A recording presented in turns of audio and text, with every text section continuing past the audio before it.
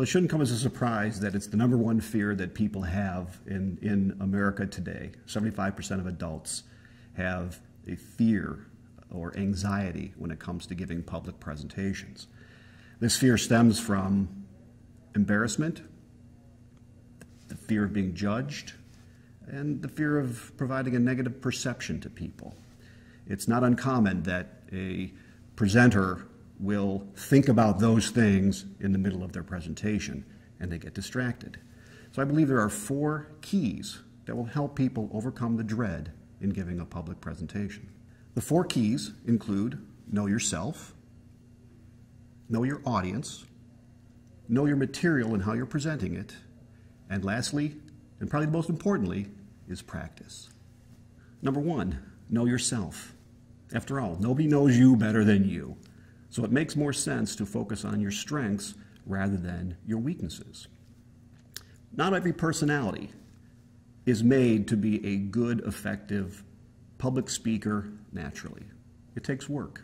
It takes understanding that you might not be successful the first time that you do it, but it'll take practice and more practice, and you will get better. #2, know your audience.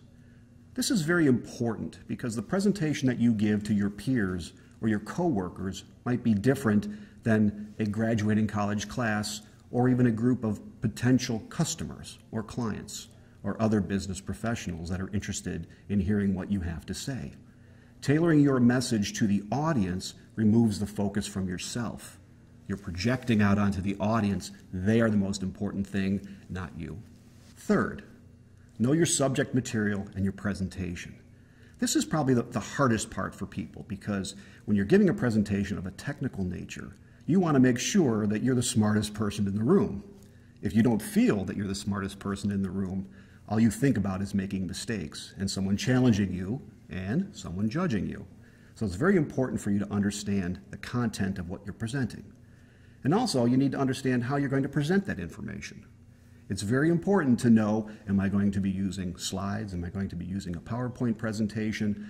What's the effective way that I'm going to communicate my message? It's very important to be confident because uncertainty is really what creates that anxiety. We're unsure about what's happening. When I give a presentation now, I do one of 2 things first. Initially, I will make an audio recording of my presentation. I'll merely read my script. It allows me to get a sense of the timing, pace, where I might want to insert some inflection, where I might want to speak more boldly to drive home a point. Something that gives me an opportunity to evaluate an unseen aspect of my presentation. When I feel confident that I've gotten those items under control, then I switch to a video recording. Now, we are our own worst critics, so can you imagine watching yourself give a presentation and you're going to pick up on things that an audience would not pick up on, but you do it anyway. And I do that 2 or 3 times because that allows me, what am I doing with my hands? Where should I be looking? Am I looking down at my script too often? And I think that allows me to create a confidence that I have mastered myself, I've mastered the audience, I've mastered the material, and now I master the fear and the anxiety that comes with giving this public presentation. There's also a 3rd option available to you that might even be the most unique, and that is asking other people to critique your evaluation while you present it to them live in advance.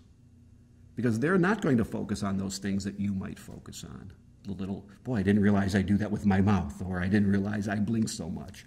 But they might not pick up on that. But what they're going to pick up on is, did you come across as genuine? Did you come across as sincere? Did you speak too quickly? Did you mumble? So having that live feedback helps you prepare greatly to remove some of the dread that you might come across in your first public presentation. Once you've mastered those 4 keys to success, the next step is to go get more speeches. That's how you'll get better.